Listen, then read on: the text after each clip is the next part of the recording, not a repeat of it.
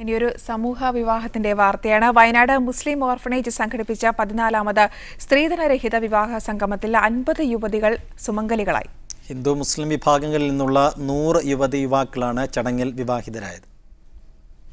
സ്ത്രീധനവും ആർഭാടവും വിവാഹത്തിന്റെ പവിത്രതയെ തകർക്കുന്ന കാലത്ത് നന്മയുടെയും മതമൈത്രിയുടെയും പ്രഖ്യാപനമായിരുന്നു ഇന്നലെ വയനാട് മുസ്ലിം ഓർഫനേജിന്റെ നേതൃത്വത്തിൽ നടന്ന സ്ത്രീധനരഹിത വിവാഹ സംഗമം.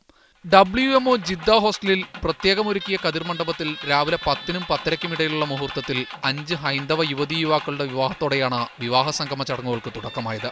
തീർത്തും ഹൈന്ദവാചാര പ്രകാരമായിരുന്നു വിവാഹം. സമന്വയഗിരി ആശ്രമാധിപൻ സ്വാമി ആത്മദാസ് യമി ധർമ്മപക്ഷ ചടങ്ങിൽ വിശിഷ്ടാതിഥിയായിരുന്നു. ഓർഫനേജ് അങ്കണത്തിൽ പാണക്കാട് മുനവറലി ശിഹാബ് തങ്ങളുടെ കാർമ്മികത്വത്തിലായിരുന്നു മറ്റു വിവാഹങ്ങൾ.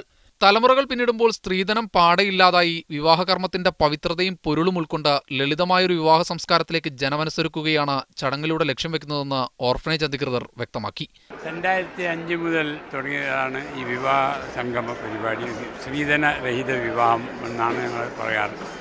അത് ഉറപ്പുവരുത്തിയെങ്കിൽ മാത്രമേ അവരെ തിരഞ്ഞെടുക്കുകയുള്ളൂ. സ്ത്രീധനവുമില്ല, വേറെ പരിപാടിയൊന്നുമില്ല.